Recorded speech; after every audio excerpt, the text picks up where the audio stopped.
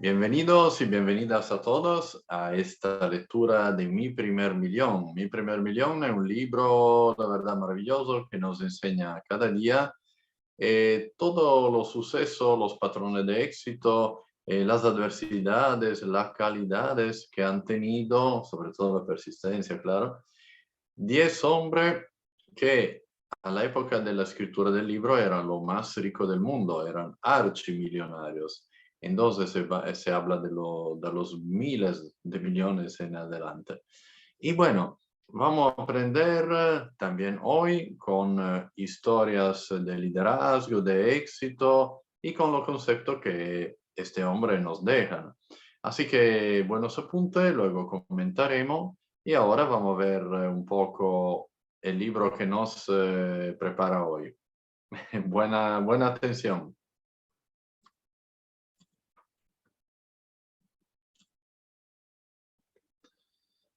Allora, vamos a tomar el libro.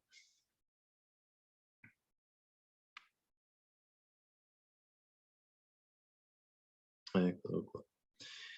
Mi primer millón. Perfecto. Entonces hoy empezamos del capítulo 5. Saber lo que se hace. Esto es el secreto de la verdadera educación. Ya hemos hablado antes de la educación y su papel en el éxito. Hemos mostrado que varios de los 10 hombres ricos que analizamos no se beneficiaron con una educación académica muy esmerada. Lo mismo ocurre con muchos millonarios, a tal punto que ciertos analistas llegan a preguntarse si los estudios no serán un obstáculo para el que quiere enriquecerse. Nosotros no iremos tan lejos. Además, para desalentar a los partidarios de esa hipótesis, bastaría con citar el caso de John Paul Getty, que como se recordará fue diplomado de la prestigiosa Universidad de Oxford, Inglaterra. La instrucción académica no es en sí un mal, sobre todo en nuestra sociedad, donde la técnica y la ciencia alcanzan tal grado de refinamiento. Pero muchos autores han notado, al igual que muchos millonarios, que puede encerrar ciertos peligros. El primero de los cuales sería que los estudios actuales son tan largos que demoran de manera inevitable el momento en que el hombre puede lanzarse al fin a la conquista del mundo y los millones. A veces se pierden años decisivos. El que comienza a los 18 o 20 años en sus intentos de enriquecerse, dispone en general de una ventaja inicial de 5 o 6 años, sino más, con respecto al universitario, y más sobre cualquiera que desee proseguir estudios aún más especializados. En su obra Los Millonarios, Max Gunter observa: es notable comprobar cuán pocos entre los muy adinerados han ido a la facultad o incluso a la escuela secundaria. Clement Stone abandonó los estudios, pues estimaba que no tenían nada que ver con la meta que se había fijado, hacer dinero. Howard Hughes, que tenía el tiempo y todo el dinero necesario para asistir a una universidad, rechazó la idea, considerándola una pérdida de 4 años. William Lear ni siquiera llegó a la escuela secundaria. Si la existencia de este hombre no permite hacerse una idea general, sin embargo, traslucirá una verdad.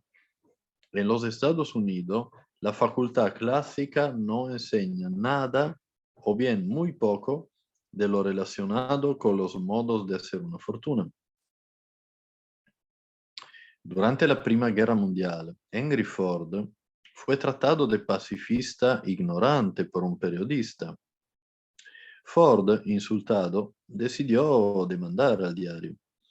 Así es como Napoleon Hill cuenta esa anécdota tan instructiva. Cuando el asunto pasó a juicio, los abogados del diario trataron de demostrar que Ford era un ser inculto y para ponerlo en dificultades, le formularon numerosas preguntas sobre temas variados e inesperados, Por ejemplo, ¿quién era Benedict Arnold? ¿O cuántos soldados enviaron los ingleses a los Estados Unidos para sofocar la rebelión del 1776? Fue entonces cuando Ford replicó: no conozco el número de soldados ingleses que vinieron como expedicionarios, pero oí decir que eran mucho más que los que se volvieron a su patria. Por último, excedido por el interrogatorio, lanzó a su adversario: permítame que les recuerde que en mi oficina tengo una cantidad de botones eléctricos. Me basta apoyar el dedo sobre uno de ellos para que acude el hombre que responderá a cualquier pregunta relativa al tema del que me encargo personalmente y al cual consagro todos mis esfuerzos. Ahora, ¿serían ustedes tan amables de explicarme por qué, con el único objeto de responder a las preguntas de ustedes, yo debo tener el cerebro lleno de cultura general cuando estoy rodeado de colaboradores que suplen cualquier laguna o desconocimiento de mi parte? La lógica de esta respuesta desarmó al abogado y el público de la audiencia reconoció que las palabras de Ford eran las de un hombre inteligente e instruido. Los largos estudios pueden igualmente acarrear el riesgo de embotar una cierta audacia, un cierto sentido de la iniciativa, el gusto del riesgo, pues la cerebralidad y el análisis, a ultranza, se privilegian a menudo a expensas de la acción, al punto de engendrar a veces un verdadero inmovilismo. En Los ricos y los super ricos podemos leer lo siguiente: los educadores que predican cómo es debido los beneficios de la instrucción tratan desesperadamente de demostrar, con la ayuda de estadística, que en conjunto los individuos instruidos pueden aspirar a salario más elevado que los ignorantes. Esta afirmación es exacta cuando se trata de ejecutivos medios de una empresa, cuyas operaciones totales exigen un personal altamente cualificado. En ese caso, las remuneraciones varían en proporción con las responsabilidades y productividad de cada uno. Pero nada es menos cierto en lo que concierne a los dueños de grande fortuna. La instrucción puede ser, por el contrario, un serio hándicap para el que quiere convertirse en millonario. Y el autor prosigue así: en efecto, la educación suele desarrollar en el individuo una cierta propensión a los escrúpulos. Esto lo perciben vagamente los neoconservadores, que reprochan a las instituciones escolares su tendencia comunista. Pero los escrúpulos constituyen un obstáculo casi infranqueable para el aprendiz millonario, que en todas las circunstancias debe mostrarse oportunista. Sin embargo, por ambicioso que sea, si durante años ha adquirido el hábito de presentar rendiciones de cuentas fieles, de hacer traducciones exactas y experiencias de laboratorio minuciosas, su temperamento queda inevitablemente marcado por esa disciplina. Si se lanza a la conquista de la fortuna en un mundo en que las contraverdades hipócritas, las promesas falaces son moneda corriente, tendrá que adaptar su comportamiento al medio en el cual evoluciona. Y aunque triunfe, el proceso de esta adaptación lo pone en condiciones de inferioridad ante los ignorantes, que no deben desarrollar su energía en esfuerzos de ese tipo, y se apoderan de todo lo que le cruza por delante sin la menor inquietud. No nos resta ahora más que aclarar que la educación también presenta ventaja positiva. Vivimos en una sociedad en la que un diploma puede abrir muchas puertas, lo cual no significa desde luego que le asegurará el éxito, pero a menudo le permite tener su primera oportunidad. Los conocimientos generales puede además ser de gran utilidad. Como el éxito siempre se relaciona con los demás, pues uno nunca se enriquece solo. El conocimiento de la psicología, la sociología, la historia, permite ampliar la visión y perfeccionar el juicio. Pero hay que recordar que ese conocimiento no será verdaderamente válido más que en la medida en que sepa usarlos para sus fines. El punto más importante con respecto a la relación entre la educación y el éxito es el siguiente.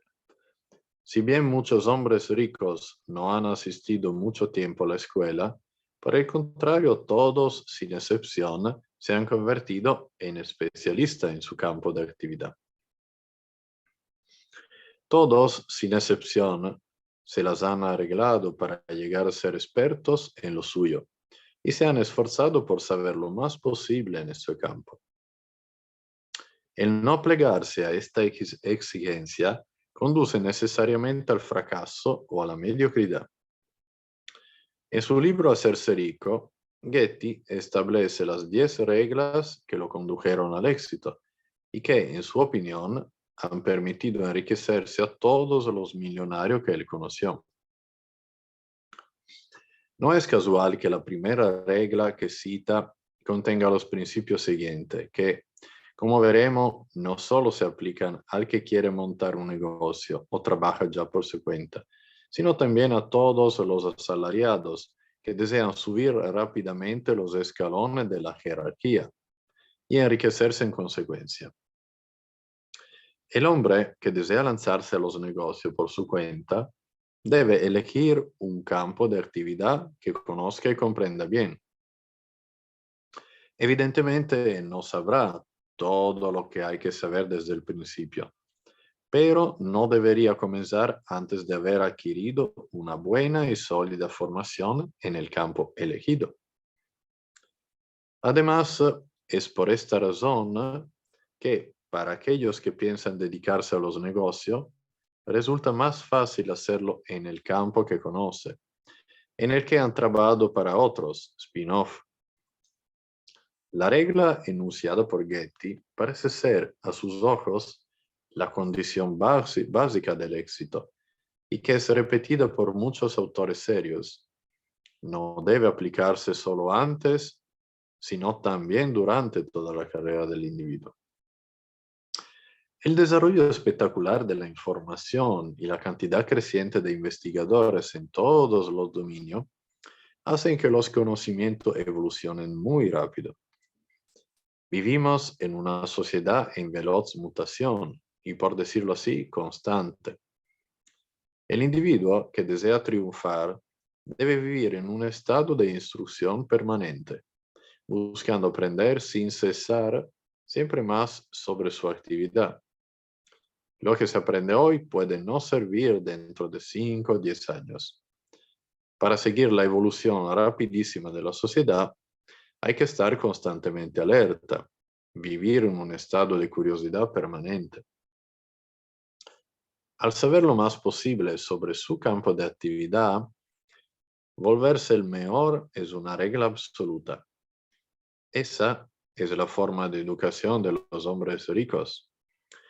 Además, la mayoría de los empresarios de éxito, contrariamente a ciertos dirigentes de formación más académica, no tienen miedo de ensuciarse las manos, es decir, trabajar al mismo nivel que cualquiera de sus obreros. Su voluntad de saberlo todo en su especialidad puede, en algunos casos, parecer excesiva o incluso maníaca. Y sin embargo, es esa determinación a llegar a lo más profundo, a tomar nota de los menores detalles, lo que muchas veces ha asegurado su éxito. Pues el éxito se debe con frecuencia a una serie de pequeños detalles que los que no triunfan encuentran insignificantes o ni siquiera advierten. Ray Kroc se torna casi lírico cuando habla de las hamburguesas y confirma el principio que acabamos de enunciar. Tomemos, por ejemplo, el pancito de la hamburguesa. Hay que tener una mente poética para encontrar bellezas en esos pancitos. Y sin embargo, es más extraordinario encontrar gráciles, la textura y la forma suavemente redonda de esos pancitos, que pensar afectuosamente en el diseño de una mosca artificial para la pesca o en la textura y los colores de la ala de una mariposa. No, si usted es un hombre McDonald's, no, si usted considera a ese pan como un elemento esencial en el arte de servir rápidamente una gran cantidad de comidas, entonces esa masa redonda de levadura se convierte en un objeto digno de un estudio serio. La manera como Ray Kroc habla de las papas fritas no es menos sorprendente, en todo caso para el profano. Se diría que se trata de una verdadera novela policial en la que él busca descubrir el secreto del gusto maravilloso de las papas fritas de los hermanos McDonald, en la época en que todavía no les había comprado la empresa. Trató de mejorarlas constantemente hasta que encontró la fórmula ideal. Esfuerzos que naturalmente dieron buenos frutos, pues buena parte de la popularidad de McDonald's se debe al sabor particularmente delicioso de sus papas fritas. Spielberg es también un maníaco del cine, pues se mete en todos los niveles de la producción de cada película. Desde el guión, es obvio, hasta la elección de los actores, la música, el montaje, los efectos especiales. No deja nada librado al azar y controla celosamente cada etapa. Convertirse en el mejor en el propio campo de actividad, llegar a ser especialista en lo suyo, es todo lo contrario de la superespecialización. Como las acepciones de esos términos son diversas, establezcamos de entrada la distinción. Especializarse es saber o esforzarse por saber, todo con respecto al propio dominio. Superespecializarse es no conocer más que una parte, conocerla a fondo, sin duda, pero en detrimento de otros aspectos. Lamentablemente, la educación actual suele tener la tendencia a producir personas súper especializadas, pero ningún hombre rico puede considerarse entre los súper especializados. Cada uno de ellos conocía o se esforzaba por conocer todos los aspectos de su campo de actividad. Honda, por ejemplo, no vacilaba en bajar a los talleres, incluso cuando ya era presidente de la empresa. Hombre sencillo, pese a su prestigio, nunca dejó de querer aprender más, como lo muestra la historia de su vida. Soichiro Honda decía, yo seré el Napoleón de la mecánica. Soichiro Honda nació en 1906 en una pequeña ciudad de Japón. Desde su más temprana infancia, los motores ejercieron en él una fascinación misteriosa. En verdad, rara vez una vocación se declara de manera tan precoz. En efecto, Honda evoca en sus recuerdos que ya a la edad de 2 o 3 años experimentaba una viva emoción al ver y sobre todo al oír una máquina que descaraba arroz en una granja vecina. Esa fue mi primera música, dice.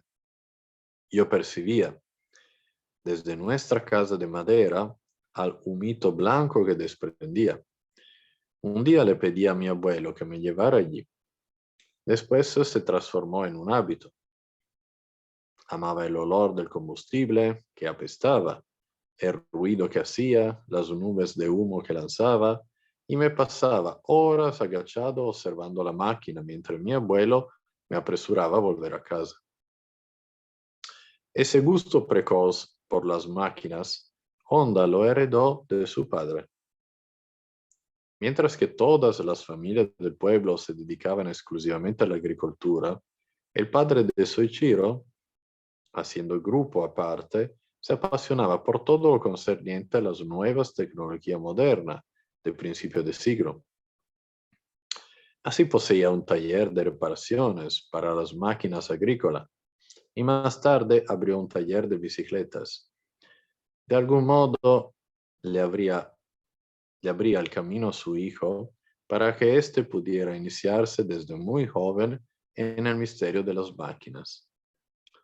A causa de sus actividades, los apacibles habitantes del pueblito japonés no demoraron en considerar un marginal al padre de Soichiro. Predijeron fracasos y ruina para su familia. ¿Cuántas veces iba a oír Soichiro esta profecía de desgracia a lo largo de su fabulosa odisea? Pero cada vez demostró que la música chillona de esa voz pesimista no podía aniquilar su fe. En la escuela, el joven Honda se reveló mal alumno. Gracias a sus astutos cálculos de perspectiva, siempre lograba ubicarse en clase en un lugar que quedara fuera del campo de visión del maestro. Allí se encontraba a sus anchas para soñar o pensar en alguna invención diabólica. En la escuela obtenía malas notas. Eso no me causaba ninguna pena. Mi universo estaba en otra parte, entre las máquinas, los motores, la bicicleta. Ya a los 8 años construyó él solo una primera bicicleta. Y si no le gustaba estudiar, era también porque la naturaleza le había dado un cuerpo feo, o al menos débil. El complejo de inferioridad que concibió a causa de ello influyó bastante en su férrea voluntad de distinguirse a cualquier precio, pero tomando otras sendas. Su caso, como por otra parte el del joven Spielberg, es otro ejemplo de las virtudes a veces sorprendentes de la frustración, de las cuales cierto individuo pueden extraer enormes beneficios. El joven Honda sufría mucho por salir siempre entre los últimos en las competencias deportivas e incluso en las carreras a pies organizadas entre pueblos. En la escuela encontraba siempre alguna excusa para declararse enfermo en las clases de educación física. Ese cuerpo débil, él quería magnificarlo a través de las máquinas. Así era como iba a desquitarse. Sus palabras con respecto a esto son más que lúcidas. Le tomé el gusto a las competencias de motos o automóviles porque así podía ganar y a mí me encantaba ganar. De ese modo me vengaba de los otros, de mis pobres capacidades físicas, de mi cuerpo. Yo podía utilizar para ganar otros talentos, mi cabeza, mis manos. Entonces me enamoré de las máquinas que ayudaban a mi cuerpo a ganar y a hacer de mí un vencedor. Un día, Soichiro quiso aprender a nadar. En la escuela, los grandes sabían nadar en su mayoría. Honda le preguntó a uno de ellos su secreto. Oh, es muy simple, le replicó el chico más grande. Lo único que debes hacer es tragarte un medaka y entonces podrás hacer como es y sentirte feliz en el río. El medaka es un pececito muy pequeño, negro, nada atractivo, pues se parece a un renacuajo. Ingenuo, el joven Honda se fue al río, atrapó un medaka, no sin esfuerzo y repugnancia, y se lo tragó según la prescripción del maestro de natación improvisado. Además, había tenido la precaución de beber una gran cantidad de agua, de manera de tornar más confortable la muerte del pececito. Conmovedora atención. Más o menos confiado en las virtudes de esta martingala, el joven Soichiro se tiró al agua, pero como ya se dará cuenta, se fue a pique. Afortunadamente no era del todo tonto y no se tiró a aguas demasiado profundas.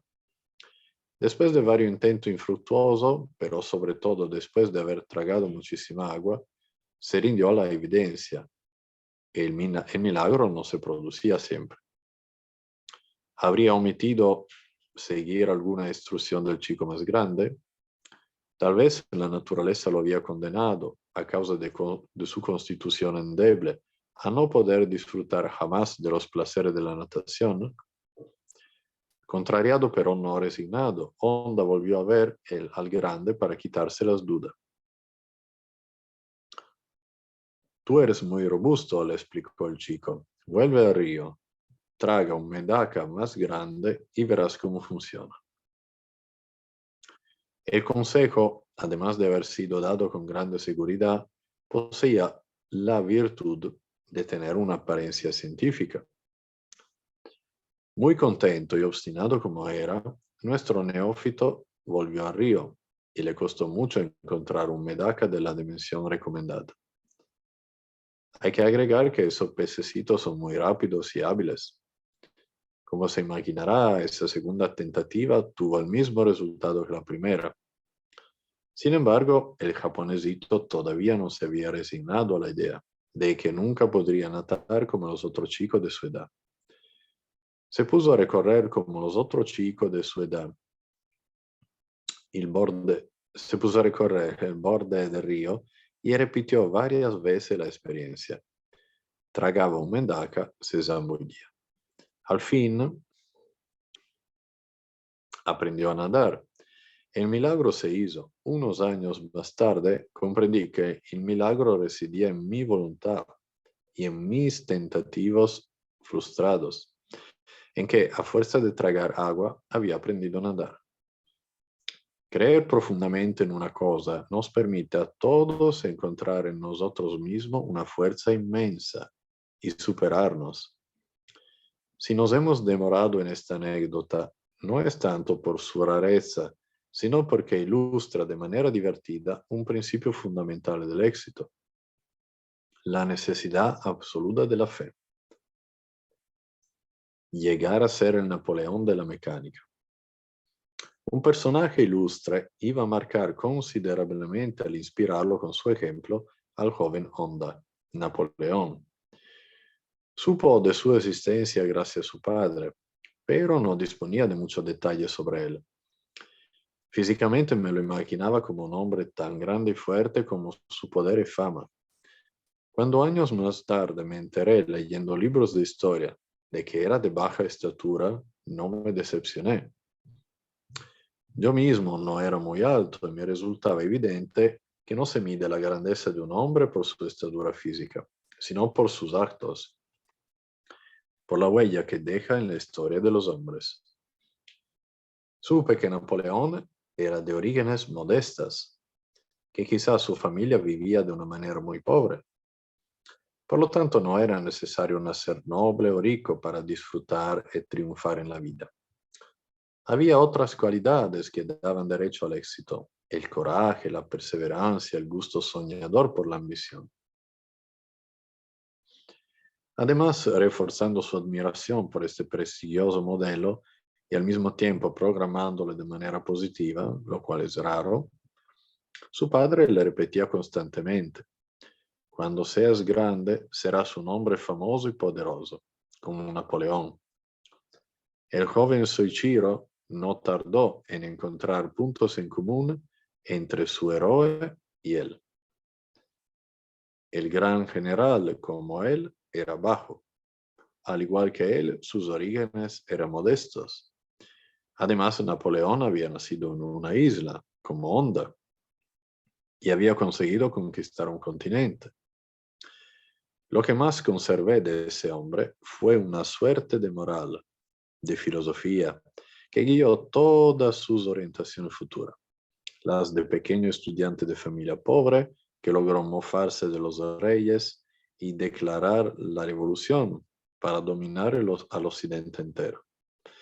Y yo también algún día iba a ser como Napoleón, el modelo de todas mis ambiciones infantiles, porque todos tenemos derecho a conservar nuestros sueños locos. Poco intelectual por naturaleza, Honda se dedicaba a la lectura de una sola cosa, una revista técnica llamada El Mundo de las Ruedas.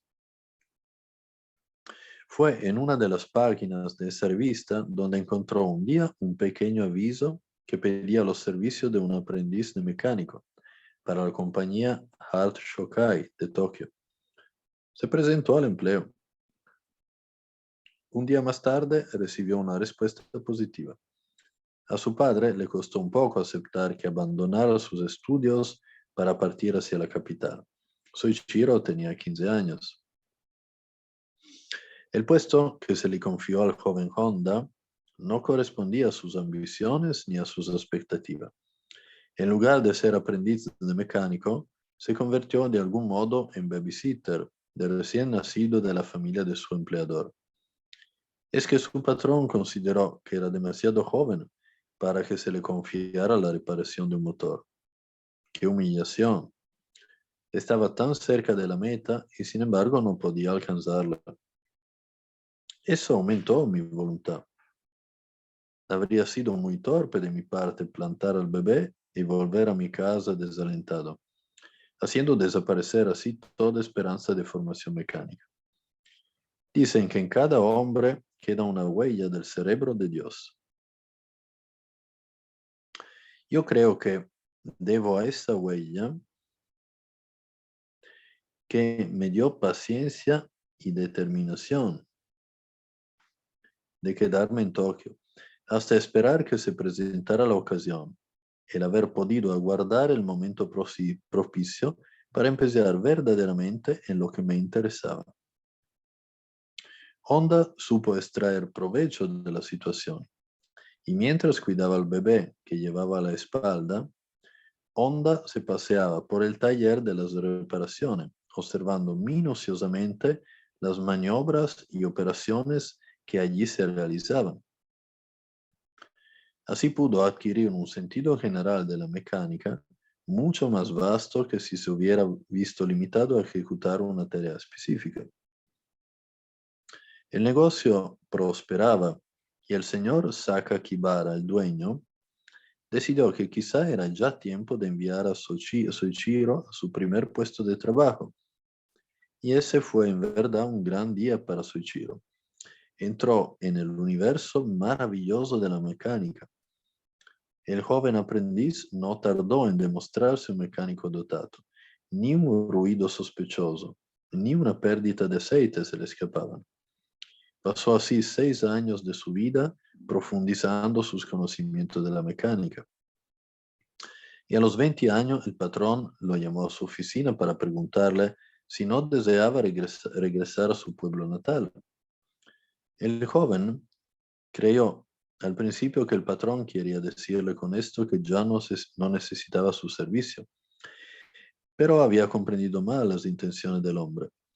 Kibara, que preveía para él un porvenir brillante, le propuso abrir una sucursal en la ciudad de Hamamatsu, pues allí iba creciendo una importante clientela.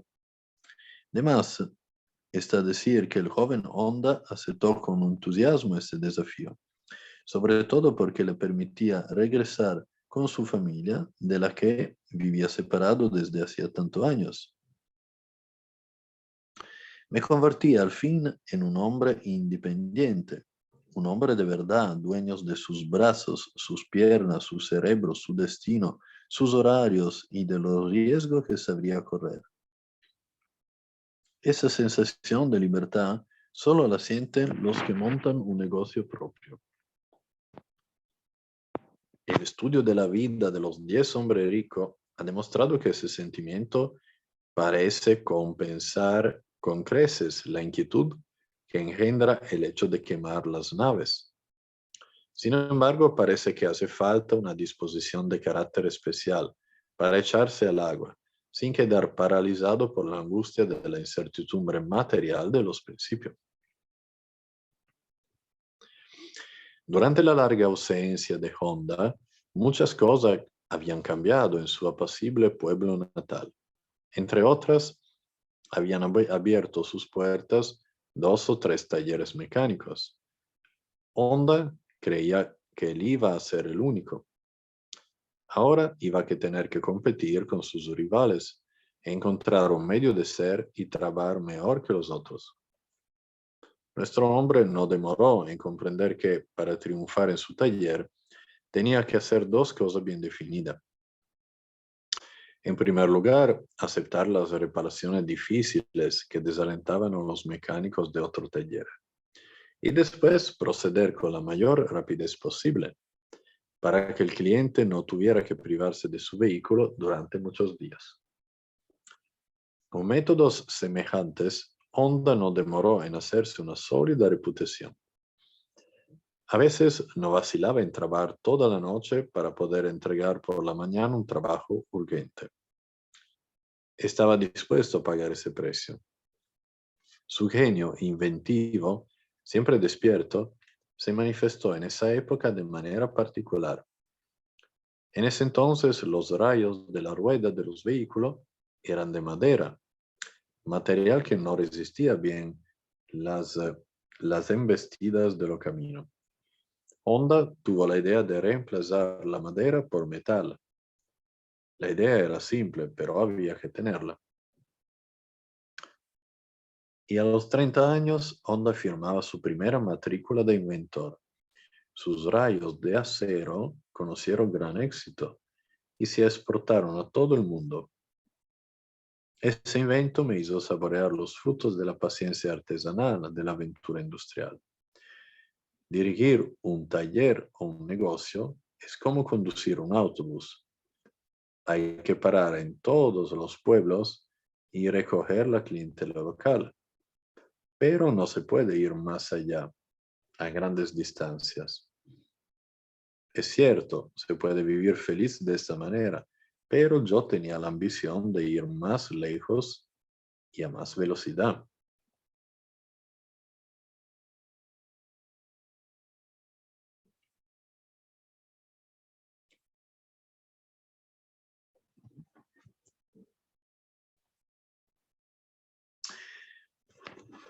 Entonces, por hoy dejamos la lectura a este punto, dejamos un poco de suspense por la historia de Soichiro Honda, muy interesante la verdad.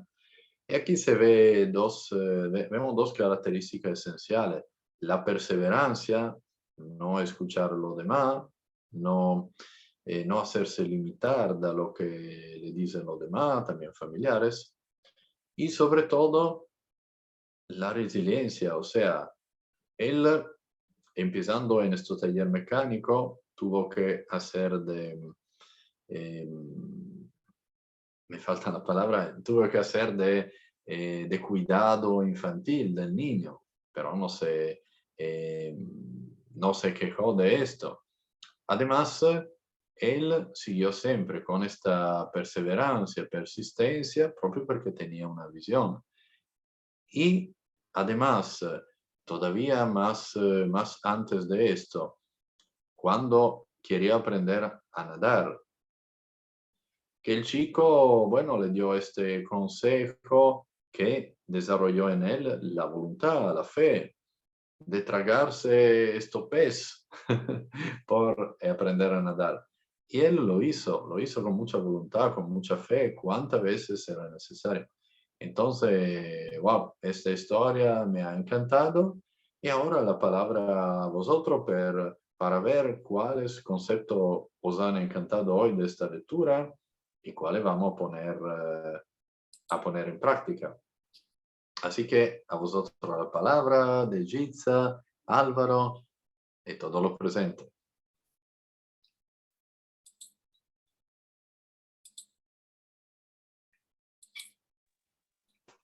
De Gitza, te la palabra, la mano levantada. Gracias por siempre tu buena lectura. Como siempre, cada lectura conlleva a dar como en el cerebro algunos chispazos, por llamarlo así, de lo que ya uno está familiarizado, ¿verdad? En este caso me encantó la lectura de hoy porque hablaba de la educación y también como también la descodificación, porque es importante, aunque es importante los títulos, porque se necesita conocimiento, hay que tener mucho cuidado en no caernos solamente con lo aprendido. Tenemos que seguir innovándonos, tenemos que seguir aprendiendo en el área que nos apasiona, en el área que nos fortalece, en el área que nos da propósito, en el área que sabemos que necesitamos expandirnos. Por supuesto de que en dichas áreas, que ya tenemos claro el propósito, el enfoque, nosotros necesitamos autoevaluarnos para el fin común. ¿Cuál es el fin común? El fin común viene siendo la necesidad de servirles a otro, porque en esa necesidad de servirle a otro es donde está el verdadero propósito de bienestar interior y también desde los resultados que vamos a recibir nosotros por dicho bienestar, por llamarlo así, a nivel de comunidad e interior desde nuestro ser. Entonces, en los campos que nos conectan, que nos sentimos cómodos, que nos sentimos libres, que nos sentimos felices, tenemos que estudiar dichos campos. Tenemos que estudiarlos para, y como, yo siempre utilizo el término en mi cerebro, estoy siempre en un estado como una eterna aprendiz, porque si me también ubico en mi cerebro como si fuera una esponja para absorber todo lo bueno, todo lo positivo de lo que me da bienestar y, no, y me da también fe, porque los estados de fe viene siendo también el conocimiento, se necesita la educación en el área en que estamos desarrollándola, se necesita fe, se necesita estados de reprogramación también, porque no nos podemos quedar con lo antiguo, porque resulta ser que el mundo va muy acelerado. Entonces, como va muy, tan acelerado, estamos ahorita siendo bombardeados por mucho tipo de información allá afuera. Entonces, nosotros qué tenemos que hacer? Simplemente estar también con nosotros mismos en estado de espacio desde conexión. Nos desconectamos de ese mundo virtual un poco para poder estar con nosotros mismos y volver a incursionar en el mundo, llamémoslo real, porque allá afuera también hay un mundo real, un mundo donde necesitamos incursionar, saborear y de ejemplo, ahorita aquí está lloviendo, pero está lloviendo con muy grato, el sonido de la lluvia, las plantas necesitan esa agua, el nosotros salir un poco del área virtual y enfocarnos en el mundo real, un mundo que hemos diseñado nosotros, porque donde nosotros nos encontramos actualmente es producto de un subconsciente que se determinó con pasión y con constancia para lograr dicho objetivo. Entonces, ya que estamos en el presente, vivirlo y tenemos que tener mucha claridad que si vamos a meternos en áreas de internet, tenemos que tener cuidado que no nos atrape esos bombardeos de distracciones que nos puedan quitar más bien tiempo y nos quite la fe, e inclusive con lo que estamos haciendo, o desánimo. Tenemos que estar claro con un propósito que deje huella y que este propósito nos dé felicidad. Me llamó mucho la atención también como lo que estabas leyendo, me encanta, yo tengo 4 varones y siempre desde pequeño le di frases de empoderamiento. Aún son adultos, ya son hombres, pero les doy frases de empoderamiento. Por eso es que han llegado donde han llegado. Entonces nosotros los padres tenemos una responsabilidad de darle validación a nuestros hijos y hacerles creer que sí pueden lograr todo lo que las grandes cosas que quieran lograr, para que así el alcancen y nosotros también descansemos de estados de en plenitud, porque si nuestra familia está bien, nosotros nos sentimos muy bien y felices también. Entonces se necesita carácter, coraje para poder quemar las barcas. Hace poco alguien me dijo, queme las barcas. Y yo le dije, wow, te felicito, tomé la decisión de quemar las barcas. Te estoy hablando de hace como 5 meses. Y luego la persona me llama, mira, estoy muy apenado. ¿Por qué? ¿Qué pasó? Porque resulta ser de que aunque quemé las barcas, voy a regresar a lo que yo estaba haciendo anteriormente.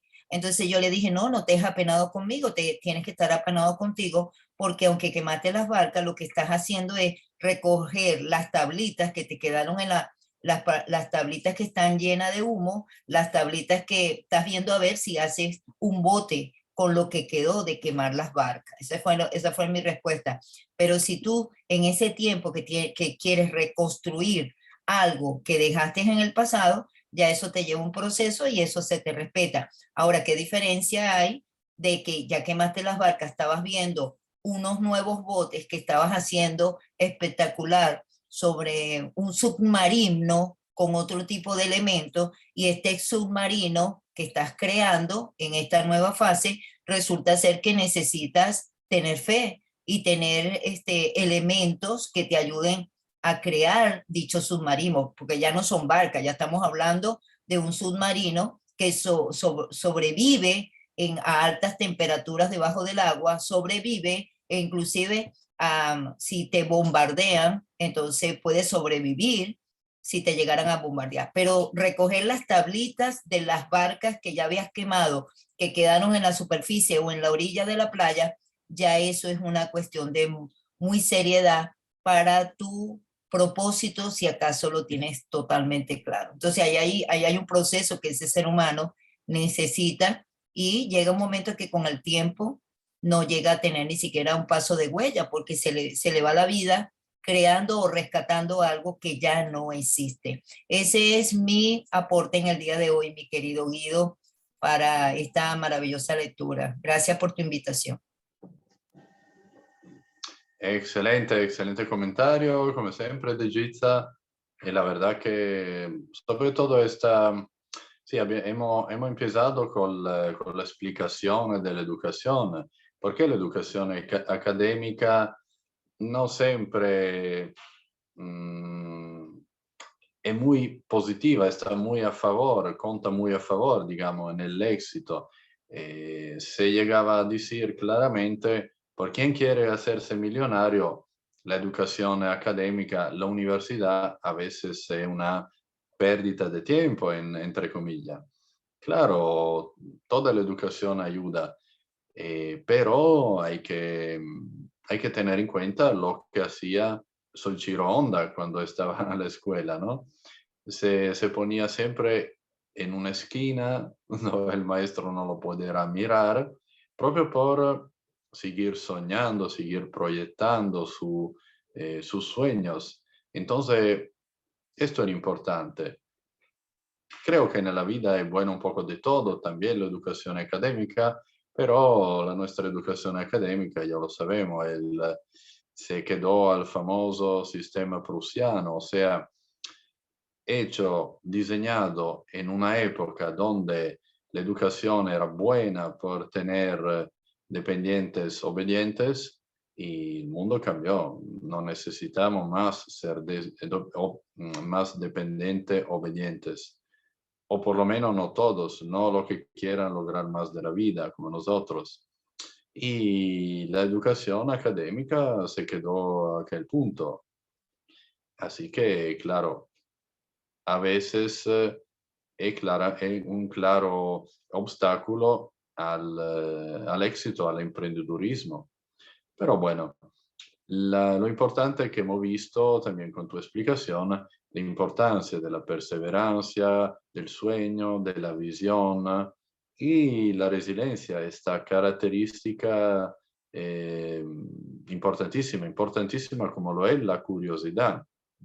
Como siempre he dicho, me ha siempre gustado decir, quien es curioso en esta vida se va a tomar las mejores oportunidades. Quien falta de curiosidad se la pierde. Así que excelente, excelente. Si Álvaro quiere aprovechar, que tenemos 2 minutos todavía por comentar.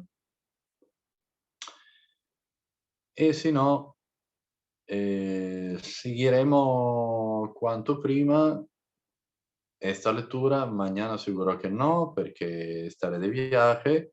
Y bueno, nel gruppo WhatsApp de TGU, Gino ya estará diciendo cuándo estará la próxima lectura de Mi Primer Millón.